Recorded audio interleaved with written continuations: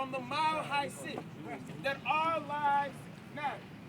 Hopefully someone with an ear will take heed.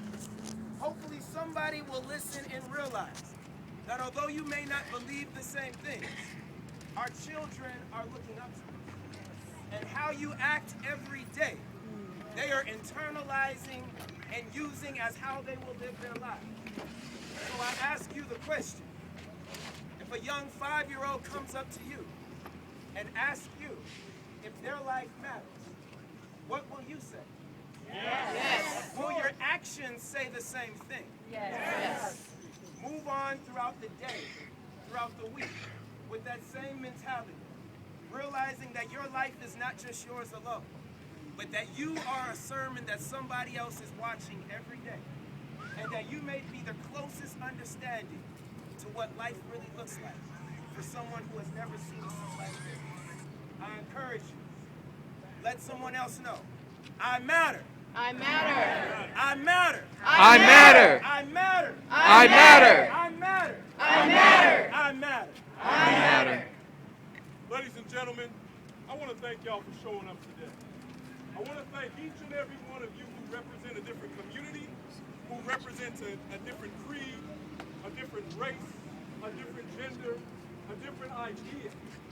You make up this city. It is the people of Denver, Colorado that make up this city. Now what I want you to understand is that your value is within yourselves. It is time to stop fighting. It is time to stop bickering at work. It is time to stop bickering to the people next door. It is time to start working towards the life for each other. Peace, love, understanding. These are some of the things that we need to work towards. We fight all the time against people at home. It starts at home, ladies and gentlemen. It starts at home. These police officers are here to protect and to serve you. This is what we need to understand. We have the power. It is the politicians that come knocking on your door to ask you for your vote. It is the sheriffs that need your vote, the judges that need your vote. Yes. It is time to start standing up and fighting for the rights that have been given to you. Not by the city, but by God. This is the ultimate power we need to understand. Ladies and gentlemen, let's stop fighting. Let's stop fighting amongst ourselves. We look to Gaza, we look to Israel, we look to all of these other countries who are fighting and who are warring, and we're intervening into those situations, but we can't even deal with what's going on right here in our world. Yeah.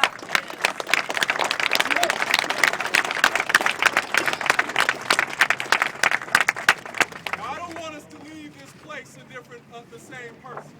I want us to leave this place a different person, understanding the power that we have, the value that each and every one of you have. I don't care if you don't agree with what somebody else is doing inside their own home or what they do, which does not affect you directly. What affects one directly, however, does affect another person indirectly. And police beating people is an effect that affects us all. Let's be the cause of the effect of change. Let's be the cause of change, not the effect of it.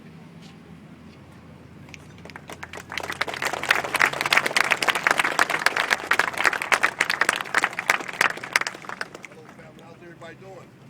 Good.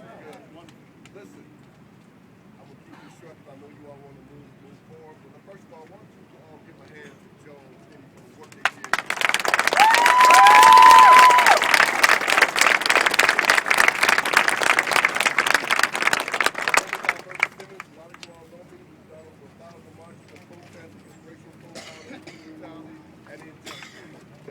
Of the day, though, you know, I see these Facebook pages and I see these grown-ups, you all on Facebook talking about helping police and all that kind of stuff.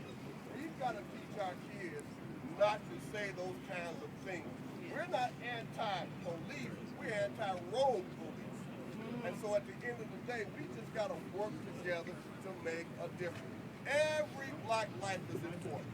Every last one of them.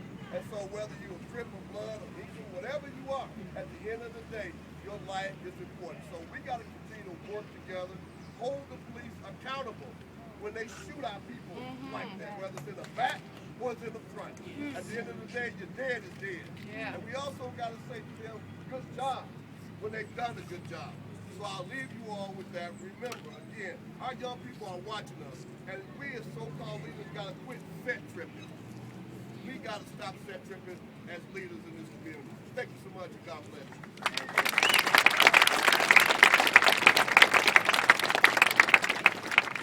Now I want to respect everyone's time. So what I'd like is, does anybody here have a story, a personal story, or a story of a loved one, a family member, or a friend, someone related? Yes, sir. Yeah. Sir, can you come up?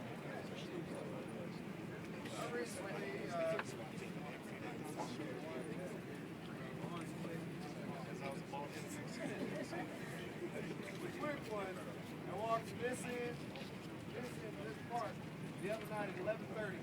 There's people riding their bikes over here, somebody walking their dog over here. I get told I can't be here. It's a curfew. Get an $85 ticket. They get off scot-free. Is that justice? No. Okay. I go to Yazoo Barbecue. I order food. I pay for my food. I reach out for my change. He overhand threw the change on the counter, asking my money back. He gave me my money back. I reached for the 10. He almost pays in my hand. I pull a knife in self-defense. I go to jail 6 months probation. Is that justice? No. How can a waiter carry a weapon? But that's just my story. This ain't about black. This ain't about white. This ain't about Mexican. This is about police brutality against us, the people. We are the United States. We run this. We vote. We put them in. We pay them. How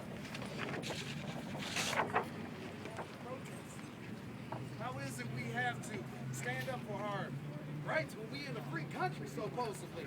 You know what I mean?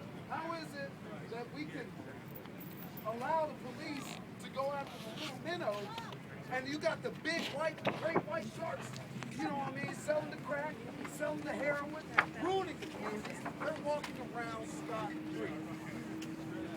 Is there a problem with that? Is the police working with somebody? Cartel, perhaps? Is there a fraternity? There's all these questions. Too many people have died this week to the hands of a cop who has a badge that says, I'm a legal killer. That's just my testimony, my story. I love everybody. Police, as of 2002, Congress passed a law they can no longer protect and serve. All they can do is enforce law. They are a gang now.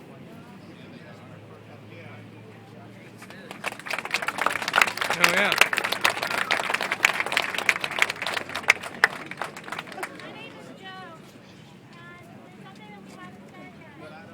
This movement was started Sunday night by a Twitter user named Feminista Joe. Yeah. On Twitter. Yeah. She needs some credit. Yes.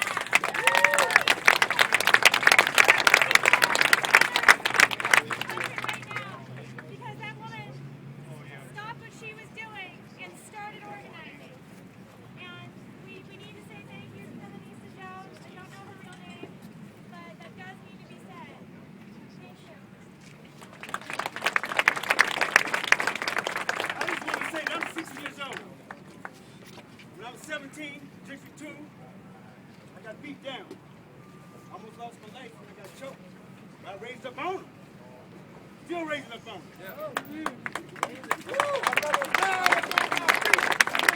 Living on my knees. In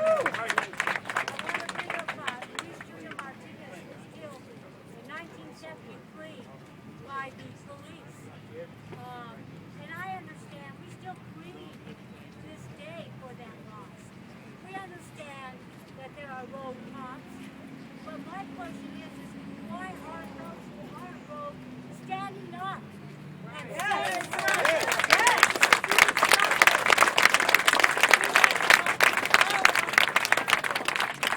because the murdering of our children is still going on today. If we can protest the murder of children around the world, let's protest children in our own country. Yeah.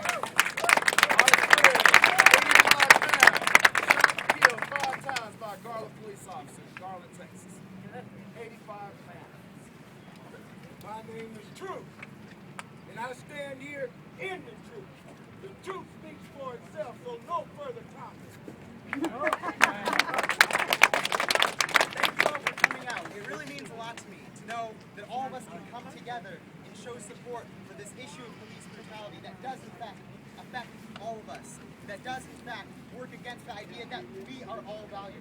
We come here today to mourn countless innocent lives that have been taken by police officers here as well as across the country. Okay. And while this is a time, a very powerful time to gather for prayers, for thoughts, for friends, family, and community members and those who have been affected by these tragedies, we must also allow space for other emotions. We must also allow space for the sadness, frustration, loneliness, anger that we all feel as a result of these incidents. We also must remember that despite the intention of this peaceful gathering, and it is powerful, it's still a political statement because we are showing other people, we are showing the government, we are showing police that we do in fact care about these lives. And we do in fact care about each other enough to come together. But we must also work past coming together in this moment. We must also work to remember that our prisons are disproportionately filled with black people. Yes.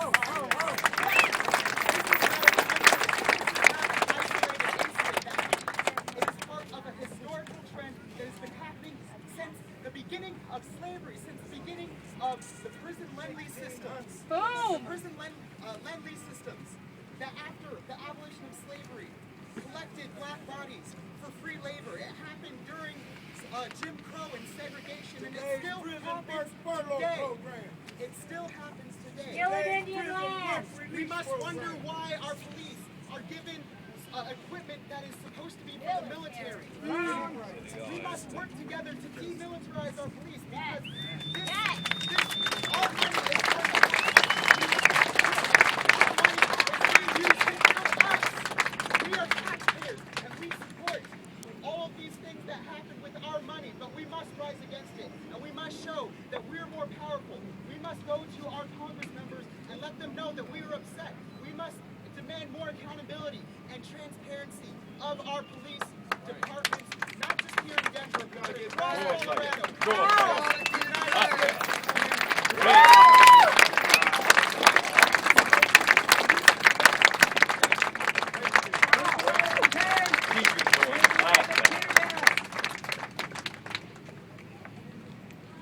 I have a question. Who wants this to be the last statement Denver, Colorado makes? All right, so I'd like to, if you are a community organizer here,